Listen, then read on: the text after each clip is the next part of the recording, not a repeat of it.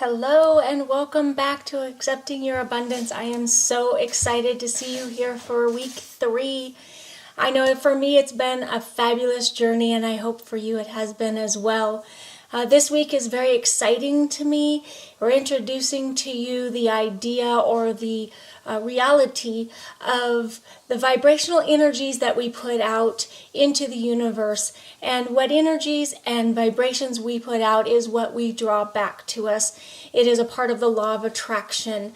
What we emit, what we put out is what we draw back.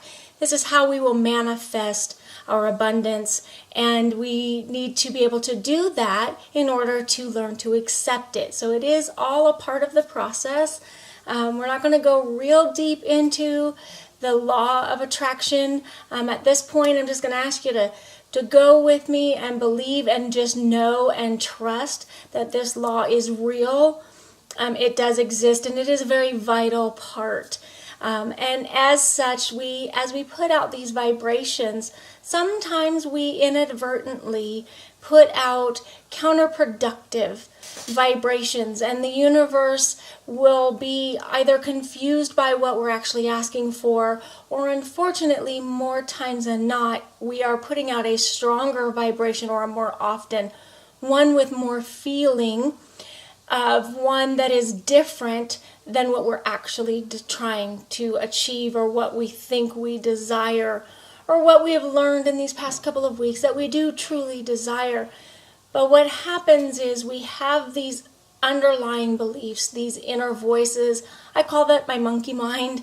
When I want something and I work towards something, and then I have all of these inner stories and this inner voice that is saying, yeah, but, and then it kind of counters that story. For instance, you might be saying that you want to manifest a large income this coming year, and maybe you set that goal at $100,000, $200,000, $1 million. Depending on where you are, you might set it at $1,000. And that inner story is telling you, well, yeah, but who are you to ask for that much money? Or you've never made that kind of money before, so how will it come to you? Or, oh, that's only for other people.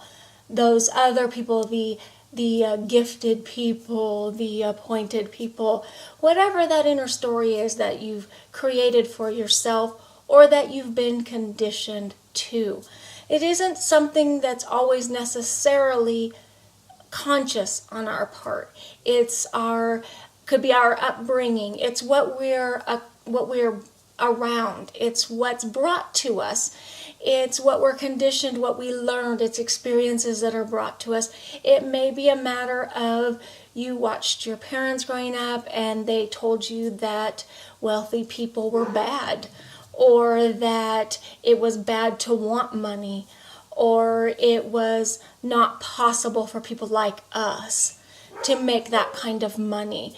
And these things imprint on you, especially when you're young. And maybe you've gone through life and you've tried a few things and it didn't work. And so your mind tells you, see, told you. And so it starts to build as if it's truth. When really, remember, in the last couple of weeks, we've been working toward our truth. Our inner stories are what we choose them to be.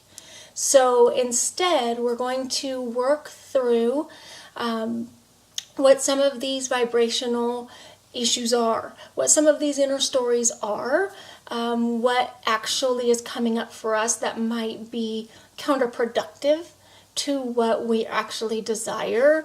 We're going to identify what some of those are, and we're going to work to release them.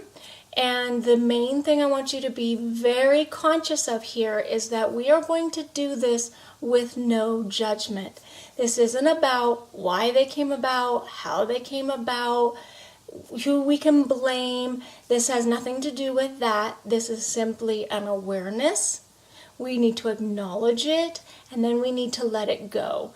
And I took a course one time by Christy Marie Sheldon, and she said one of the most profound things for me, and that is that we need to not worry about understanding these things. Because if we're always trying to understand, then we're standing under it and we'll never get over it. And for me, that just really resonated, that there's really no benefit in the understanding. It is the past.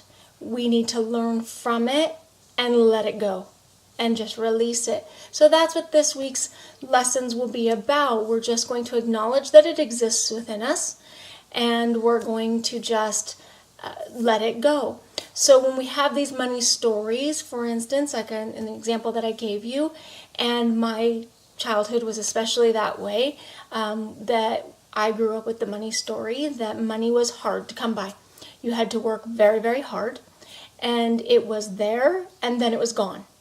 And then it was there, and then it was gone. And there was never enough to go around. That was just the stories that my parents had.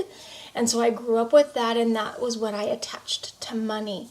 So if I were trying to manifest a lot of money in my life, and I put out there, okay, I have these goals and these desires, and I'm putting out all of these, maybe I did a dream board or something like that, and I'm taking my affirmations and I'm putting that out there, but each time I do that, all of these negative inner stories come up, and they feel very real and they feel very strong, and I end up putting a lot of feeling into them. Then they end up stronger than my desire to acquire or manifest that money, and the universe feels the vibration of, no, I don't deserve it. No, I don't really want it, because these are the reasons why I don't, and so it won't bring it to me. So we're going to identify those, and then we're also going to identify, okay, what do I need to do in order to bring these things to me? Because there's usually an action, or I shouldn't say usually, there's always an action that's then attached to that we need to take. And there are also inner stories as to why we're not taking those actions. So for instance, if I needed to make contact with a certain number of, say, leads in manifesting this money in my business, and I needed to reach out to them and gain them as coaching clients, that I needed to maybe sell them a program, introduce them to a program that I think would be a good fit for them. And I know this is the action I need to take. And so I write it down, this is the action I'm going to take, this is on my list, and then each time I get to it, I think, oh, but I'll do that tomorrow. Okay, so that's what I'm going to do next week. Okay, but first I need to do this, and then I'll do that. And I need to really step back and ask myself, why? The reason why am I putting those off? And it's usually that inner story. Maybe I'm worried that I won't sound knowledgeable. Maybe I'm worried that they'll say no, that I'll be rejected. These are all your ego mind, and it's your mind trying to protect you from what it feels will hurt you. And we've evolved enough now that normally attaches to an emotional hurt as opposed to the physical hurts like we used, way back in the day when it had to save us from, the tiger eating us and caveman days. We've evolved from that, but your mind, its job, its sole purpose, its whole reason for being is to keep you safe.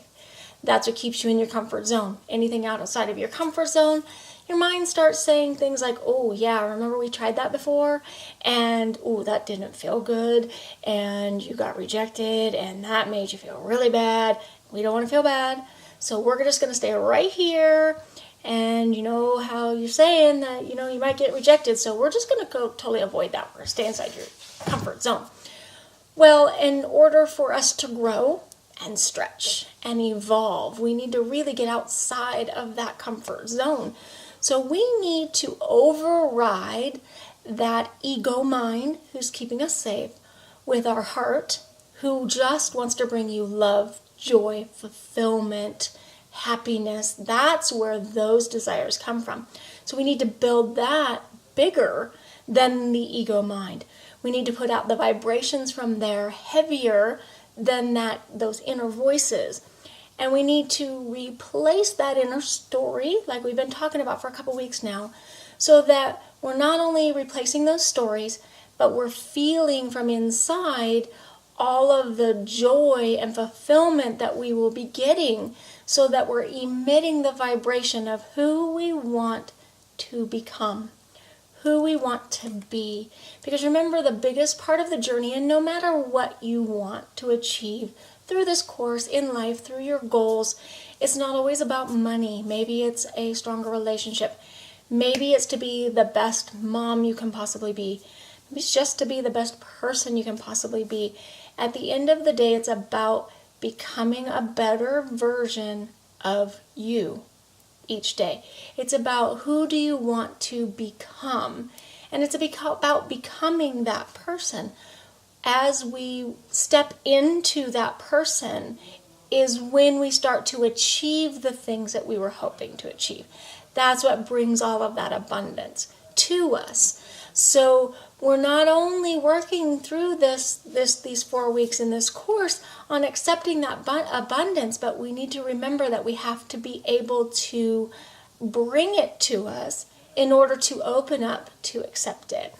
And the last part, which we'll touch on a little bit, and it's in the lessons too, that now that we've changed our vibrations and we're putting out the vibration of what we truly desire, remember we have to have room in order to bring these things into our life. The easiest example that I come up with for this is, let's say that I want to have this new fabulous wardrobe and I just want a total overhaul, and I'm just going to go out and I'm going to just totally revamp my whole closet. But my closet right now is jam-packed to the gills, couldn't fit one more thing in there, not even one. The universe will see this as I already have an abundance of wardrobe. Because remember, it doesn't really know the difference between what I feel is a fabulous wardrobe. Because remember, I loved all the pieces that I bought, that's why they're in there. And I have this jam-packed closet, and so it says, oh look, I already brought you your abundance of clothing. There you go, enjoy. So you see, if I don't have room for what I'm asking for, then it feels it doesn't need to bring me more because it's already given it to me. So sometimes the question might come up, okay, well, how does that do with finances? Because, maybe I already make some money, or maybe I make a good amount of money and I want to make more money. How would the universe know I want more money? Well, you need to make sure that you have all of your finances in order. You need to know that there's no chaos surrounding your finances. Are your books in order? Are your accounts in order? And then you need to be very specific. You need to be specific with what level you want to reach. And then remember, you need to live at that level. So that how would I live? So how would I act? How would I interact with people?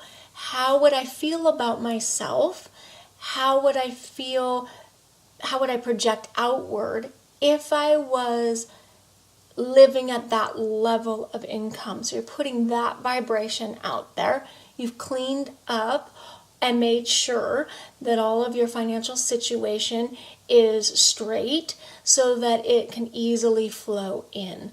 So these are the kind of things that I'm talking about. So when you get to the worksheet this week and you see the questions, it's kind of a journaling type week, because I want you to start asking yourself some serious questions, and I want you to just put whatever comes out, whatever pops into your head. There's no right, there's no wrong, because remember, there's no judgment.